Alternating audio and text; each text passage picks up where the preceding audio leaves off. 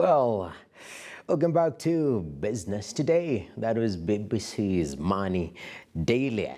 And daily, we focus on making money in our own personal lives.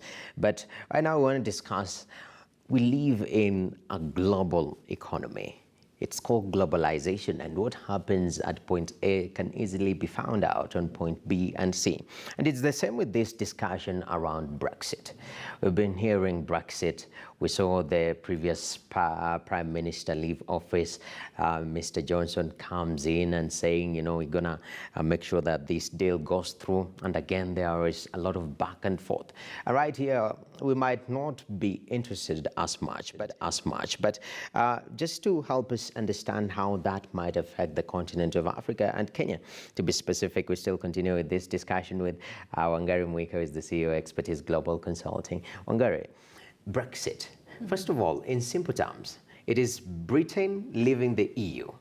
Exactly, which is, Brexit is a play on terms. Britain exit, Britain exiting the EU structure. Yes. And what impact? Because we see that it's happening in Europe here, and thinking about Africa and how that movement of Britain leaving EU, how will that impact a local businessman here in Kenya? Well, if you look at it, the Kenya exports a large percentage of large percentage of Kenyan exports go into the EU. And EU have certain preferential agreements and trade agreements with countries like ours. And so if the UK exits the EU, that means there's going to be a disruption in terms of how Kenya then engages with the UK as a separate entity. Now, the UK is part of the common trade structure within the EU. And so the UK exiting from that trade structure means, in the single customs union, means that Kenya may have to have separate agreements and separate arrangements with the UK. Now, what does this mean for the farmer here? That means if a lot of our exports to the EU, to the UK via the EU, were going through preferential agreements or EU trade agreements, it means when the UK now is starting to do bilateral trade with Kenya, they have to form new trade agreements with Kenya and also other African countries. And that may take some time to develop. So I read in the UN report that about 4 billion, we do horticulture, tea, cut fruits and vegetables. It brings up about 4 billion shillings in income every month. So that's about 48 billion every month. So we will see some disruptions in terms of that inflow as the UK starts to formulate its own bilateral agreements with different countries in Africa and around the world.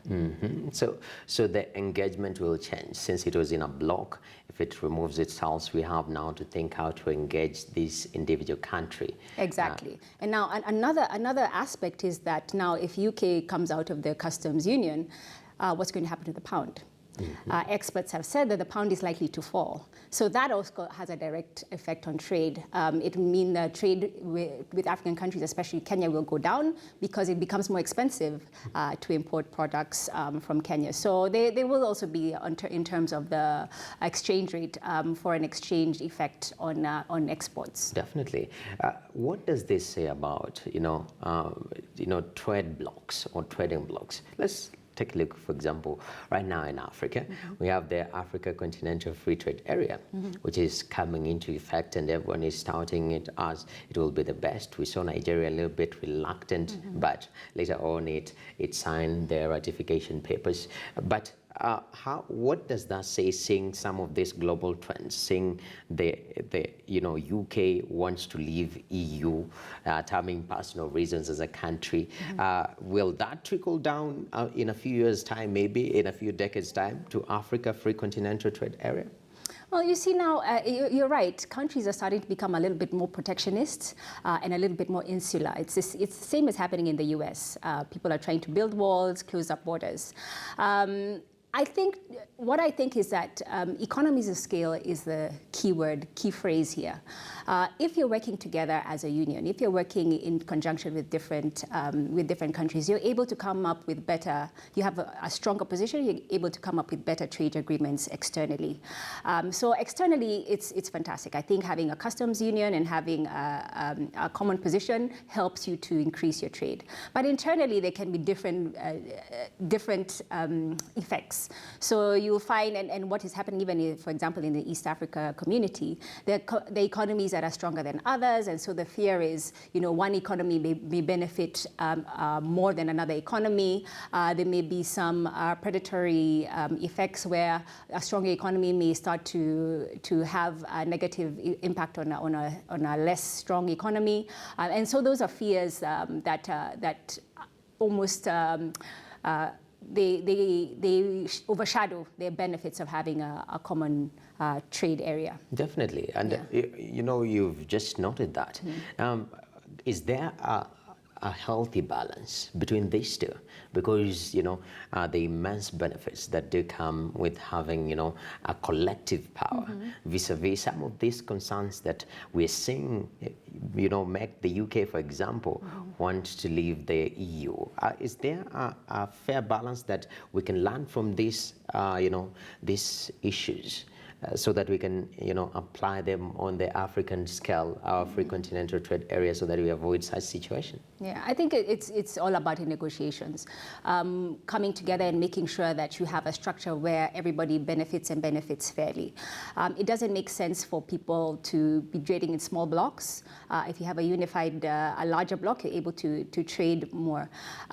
If you see Kenya and a lot of African countries a little bit on the back foot when it comes to how things are progressing in the world. When you look, for example, at climate change, we're only starting now to export oil, we're getting the coal, also where the world is moving to more,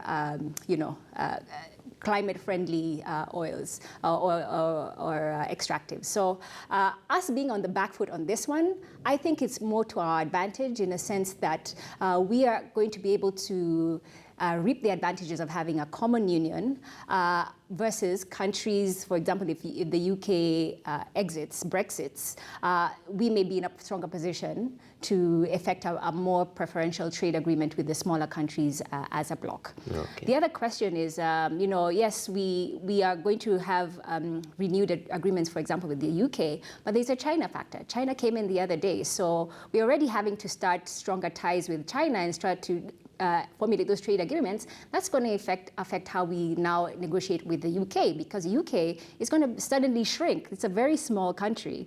China is a much more attractive country to trade with, barring the different kind of trade agreements that we have and the kind of the positives and negatives of the different ways that trade is being done. So the UK may be on the back foot at this point, and we'll have to think strongly about how it's going to be affected in terms of global trade. Definitely. And as we close up, I'm glad you brought out the China issue.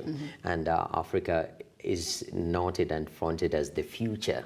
Yeah, this is the youngest population, in terms of workforce for the future of the globe at large. Are we getting benefits? Because I'm seeing every focus is on Africa. China is coming to Africa. Right now, the US is trying to come, bring back, the US factor into Africa.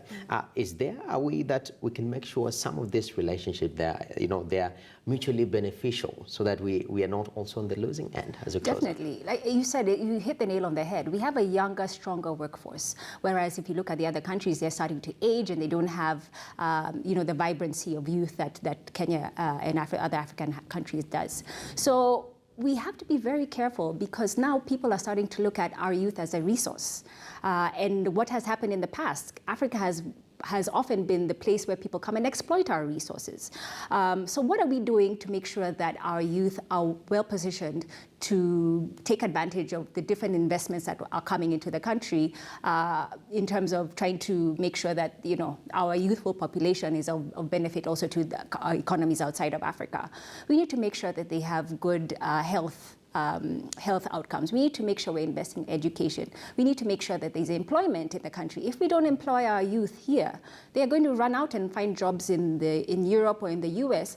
And we know also there are different complexities when you come. Africans are not treated in positive ways. If we were to see what is happening in the news, in positive ways outside of the country. So it's a lose-lose situation. If you're going to leave the country and you don't get you're not treated as an equal citizen, also that is a detriment to the youth. So as African countries, we need to make sure that we are creating opportunities, creating an environment in which the youth want to stay here, want to build business here, and that countries that are coming looking to engaging with African countries, we will work on an equal playing field. Definitely investing in our young population and equipping them to handle what is coming onto Africa. Thank you very much, Wangari, for speaking to Business Today. All right, so there you have it. It's time that we empower the young people to be ready to hold this continent, because the young people, you are the future. And we need to invest in young people just to make sure that we are having a very stable ground. But on this particular note, in the interest of time, we have to wrap up Business Today. Thank you very much for watching. I'm Nokip Kimboy. See you tomorrow, same place, same time.